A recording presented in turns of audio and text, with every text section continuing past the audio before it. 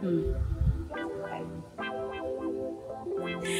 how are you doing? Thank you for finding me on my channel. My name is Sheila Moniga and it's such a pleasure to be here at the Diani Sea Lodge. It's an incredible destination in the southern coast of Kenya. It's an absolutely fantastic place to relax, unwind, have a great do or a small do, whatever you do, it's got to be Diani Sea Lodge. And on this episode, I'm so excited to interview one of my favorite Kenyans. He is a marathon champion who's won the London Marathon, the New York Marathon, and he also continues to share his passion for running with not just elite athletes, but with also beginners like myself. He's such a sport and I can't wait to run with him. So I don't have my kid. May have to go back to Nairobi for this one. So let's go.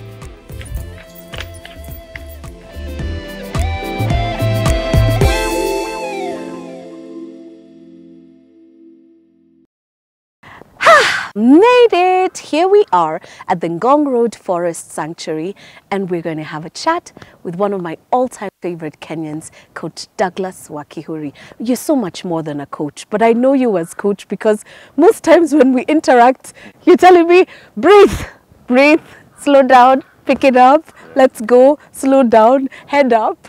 Coach, it's so wonderful to see you. You have done an amazing thing with your career, with your life. I don't even know where to start this chat.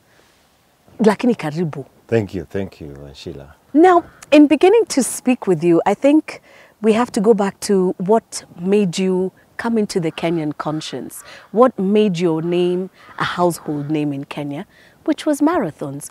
Ulipokuwa mtoto, is it you used to be chased around the house all the time? I mean, how did this happen?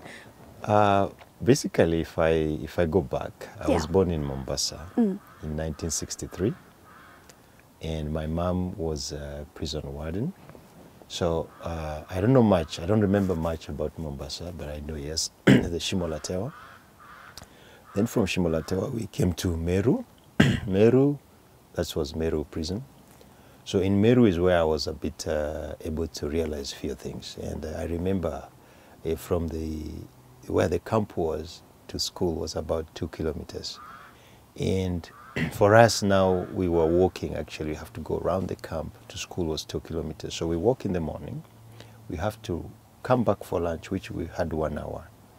And we had to run this 1 hour. And then walk back and then walk in the evening. So that was our like daily routine way of getting to school. But the running part was quite exciting because we kind of a bunch of few guys, boys, and we used to compete. Who's going to reach the gate first? So that was quite interesting, and that's basically how my running started. So in '69, actually, my mom was transferred to Langata women prison. And by then, I had a lot of interest in running, so I joined the Langata Women Prison Athletic Team to just follow them and do what they do, running from Langata, like Otiende, to Wilson Airport and back. So, and then, obviously, I developed on that one. And I was enrolled in the Langata West Primary School. That's where I went. So we used to run, again we used to run back home for lunch because we never had packed lunches then. And I happened to have an uncle who was an athlete, Wilson Waigwa. And he had gone to the US in 1970s. And while I was doing all these runnings around, I think somebody mentioned to him that I also run, and he was very excited. So he told me, he said, like, if you run, I'll get you a scholarship to the US. Now that blew up everything. It just blew up everything because now I could see me on myself in a scholarship going to the US. That's basically what we then looked at. Whoever had gone out came back as a hero, a superstar. We tend to receive more information from outside than what we have locally. From here, yeah. Yeah, so from that particular time in the 60s and 70s, we saw a lot of young athletes who went to the US in the Washington State University, in the University of Texas, and actually they were performing very well. So for us is that if you go out there, at least life will be a little bit easier, it will be better than because we tend to believe that our lives are much harder than out there, which is the kind of the opposite. True. And I really must appreciate, number one, my mom, that she first and most that she never did was to stop me from running. She never did that. She always gave me that space to run. The number two, I think, is my uncle, who now gave me the courage, even though I didn't go to the U.S. To the U.S. I ended up going to Japan. And yes, from that particular young age, yes, young age, running just was in me. It is something that I really felt good, apart from what life gave me. That is the yoga that I had in my life. There's a lot of things that I can't say I missed in life. Like I don't know my dad. There are so many reasons probably that's happened. And there's no reason you can, or there's no answer you can get for that happening. Whatever answer that you'll get will not make it up to today. So I guess my running was part of rehabilitating myself in what I never had in life. And the other part was that I liked listening to the older guys, even when we went, because I was the youngest. And now you could listen to all the crap that could be said. What they're discussing. All they're discussing, who did what, who got drunk. But that did not actually divert me from my goal. The point is that at that particular time in life, I missed somebody who was called Dad. I missed the grandfather. So I needed probably somebody who was a father figure. So that, because I didn't understand why guys have fathers and we don't have. Those are some of the questions that, as I said, that even if you get answers, today it still doesn't make up for what you missed at that time. For me now, Japan came in, and we have Mr. Kobayashi, who lived here from 1970s. He was a sprinter and he was a freelance writer.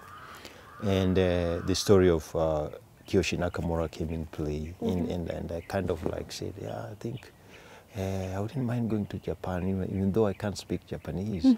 I would like to go to Japan, and because one of the biggest setback that young athletes kind of develop is the peer pressure and the negative that they come across. When you see somebody, you need to encourage a person, not to discourage this particular person, regardless what this person looks like. Because when I was running, the discouragement I had was that I am not any better than those who were running. Because you could go to Europe, come up, and you look nice, you're wearing nice kits, but when you run, I was only running with a pant.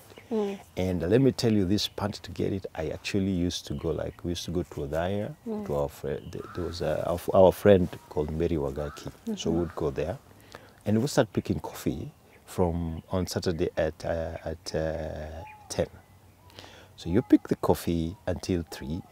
You select the ABC and the bones. Right, you separate them. Separate them, and then you have to carry some of them to the because one debe or whatever was maybe 2 or 3 shillings, and then the kilo you'll manage to carry to the factory, and then the factory is packed like crazy. So it's not a place you're gonna go and drop and come back. You have to leave the factory at 4 a.m. in the morning. And I have to run, so when I come back, I can't sleep. So I sit on the chair and wait. And because I know the minute I enter in the bed, I will not wake up. Yeah, you won't wake up. It's 4 in the morning, 4 a.m. in the morning. So I just sit until 5 o'clock. Then at 5, I start my running. Coach, this makes me understand why you're very good with waking up early in the morning. A true story. When I'm running with Coach, he says, Sheila, 6? No, 9. And I can just hear him take a deep breath. But this is really history for you. Ulizoea kuamka mapema zamani sana. Okay. In fact, not even kuamka mapema. You learned how to not miss out on a run despite what has happened the day before? Okay, we are born at different times, but accurate times. Okay? Yeah. Nobody is ever born in a wrong timing. So you're always born at the right time when you come to this world. Yeah. And one of the things that you must learn to keep is time, regardless who you are or whatever you are. Because life evolves with time. You're born, you grow, you take time, you grow. And that, if you understand that natural structure of life, Yeah. you will understand why you must keep time. And I am happy that I went to Japan and I associated with Japan because their timekeeping is serious business. It's major. That's true. It's serious business. And for me, running was to be able to go to the Olympics. I really, really felt that for me to make it a positive, if you look at me as a negative, for me to be positive, if I go to the Olympics, for sure I'll come back as a positive person.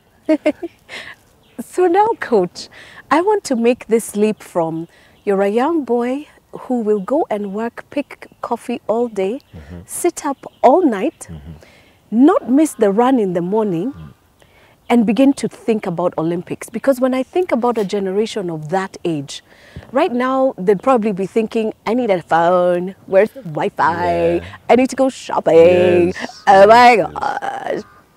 Olympics is, how did you even begin to imagine yourself at the Olympics? Did someone tell you you could go? How did that happen? That is something that you develop and you become very strong when you encounter a lot of negativity around what you pursue. And having picked coffee, because I couldn't get enough money, my mom had not enough money for me to buy me sneakers. Those days, the North Star was the shoe that if you wear that. So once I picked the coffee, the money I collected, which was totaling about 150 shillings, I would go back and buy a sneaker or a rubber to run with, because I never had good shoes. And if you look at my toes, are all done, because I used to run with army boots. Whatever I find, I was just wearing and run with it. So it ended up being big or small and messed up all my toes. Your toes especially. They're all gone. But I don't regret about that, because equipment is quite difficult to get here, especially in those days. But you need to believe something in life that you can do. And just a belief is just a small light, and you have to blow this light until it's bigger. So it will depend on your lungs. It will depend on how much pressure you're going to put in. Yes, and you have to be consistent this fire with it. is so big enough that each and every person will be able to feel the warmth from this fire.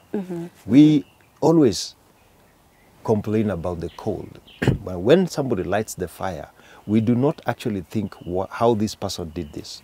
We only now enjoy the warmth that is brought around after the fire.